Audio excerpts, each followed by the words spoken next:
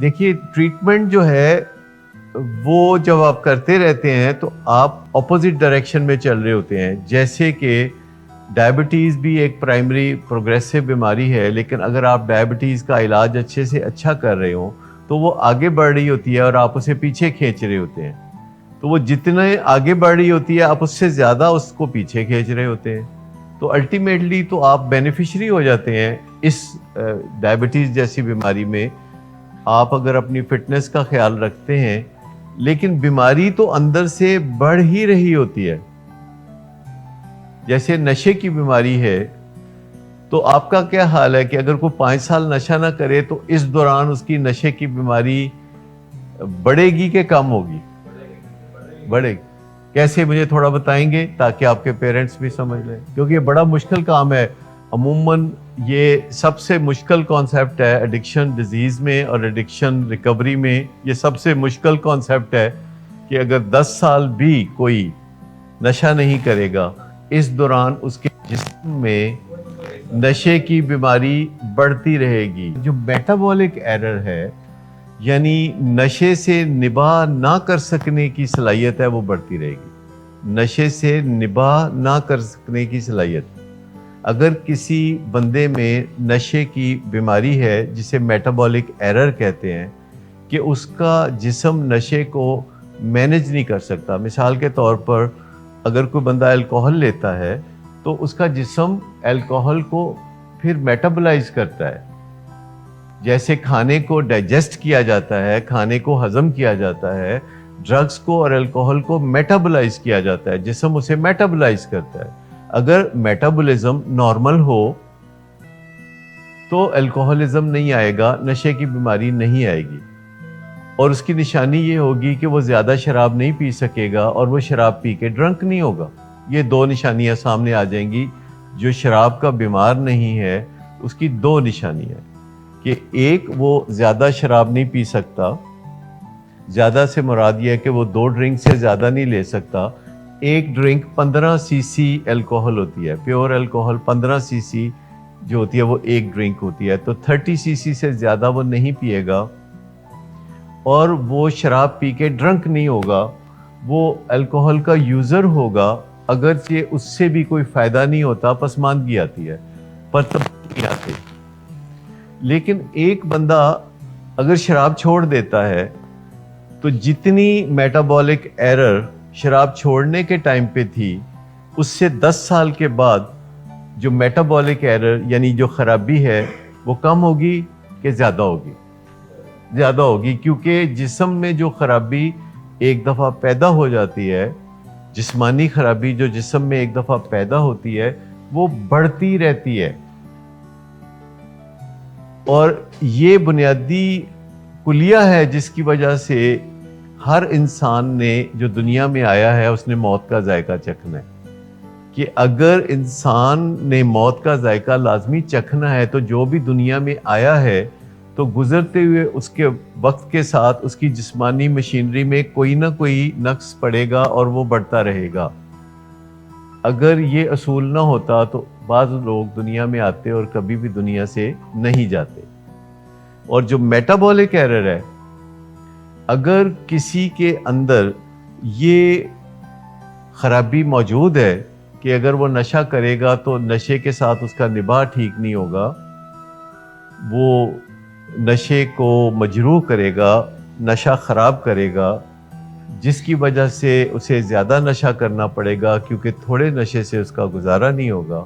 اور جب وہ زیادہ نشہ کرے گا تو اس میں زہریلے مادے اس کی مت مار دیں گے. آپ نے شراب پینے والوں میں یہ 2 چیزیں دیکھی ہیں کہ وہ کافی زیادہ شراب پی لیتے ہیں اور اس کے علاوہ وہ ڈرنک ہو جاتے ہیں جس میں ان کو ہوش نہیں ہوتا کہ وہ کیا کر رہے ہیں اور کیا کہہ رہے ہیں، اور ان سے چلا نہیں جاتا، ان سے بولا نہیں جاتا، ان سے صحیح طرح دیکھا نہیں جاتا.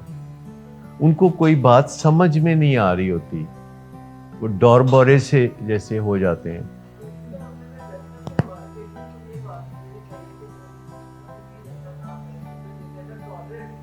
That's the point. That's the point کہ یہ سوچ لینا کہ میں دیکھیے ایک نشہ کرنا اور شراب پینا اخلاقی معاملہ ہے. ایک نشہ کرنا اور شراب پینا یہ جسمانی معاملہ ہے. دیکھیے ایک تو آپ لوگ زیادہ تر اچھی طرح سے جانتے ہیں کہ نشہ اخلاقی طور پر برا سمجھا جاتا ہے ہمارے معاشرے میں، لیکن دنیا کے کئی معاشرے ایسے ہیں جہاں نشہ کرنا برا نہیں سمجھا جاتا. ان معاشروں میں بھی نشہ کرنے سے بیماری ہوتی ہے اور نشہ کرنے والوں کا پھر علاج کرایا جاتا ہے.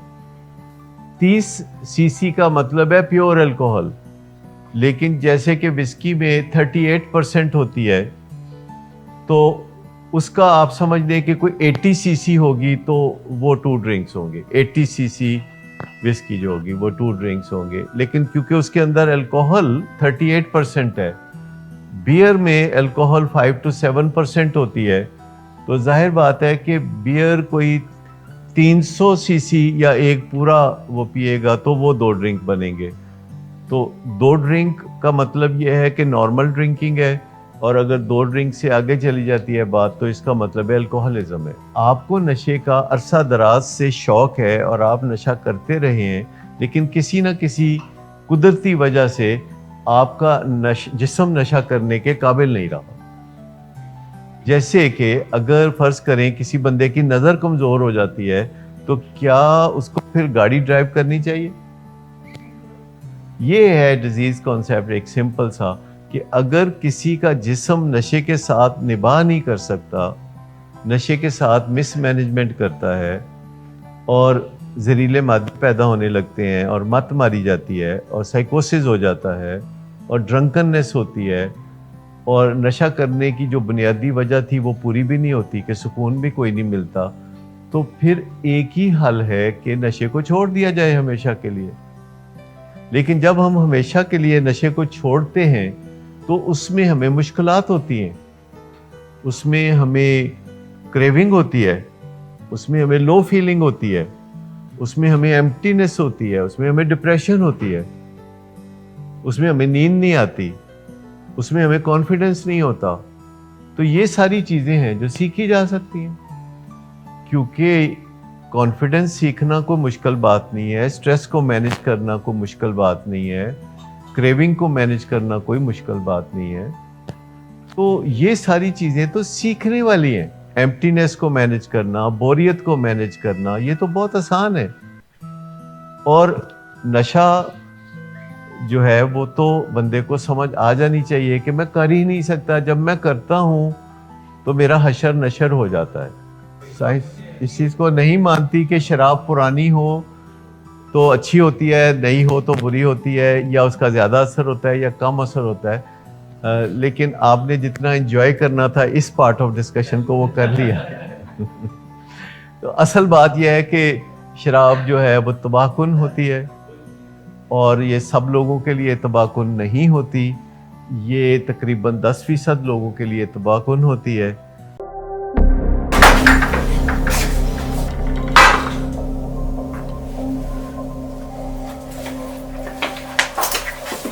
آج پھر بھی کرایا تو میرا نہیں تو ان بچوں کا ہی خیال کر لو. بند کرو تم اپنی بکواس. لیکن تم اپنی گھٹیا کو تو سے باز مت آنا. تم ہو ہی گھٹیا انسان. تم ہوتی کون ہو مجھے روکنے والی؟ تمہارے باپ کے بال کی پیتا ہوں کیا؟ شراب نوشی کی وجہ کردار کی خرابی نہیں، موڈ کی خرابی ہے. شراب نوشی کبھی بھی نشے کی بیماری میں بدل سکتی ہے. نشے کی بیماری ہر سٹیج پر قابل علاج ہے. مدد حاصل کیجیے، کیونکہ وہ ایسا نہیں کرے گا. ولنگ ویز سے مدد حاصل کیجیے، کہیں سے بھی مدد حاصل کیجیے، لیکن فوری مدد حاصل کیجیے.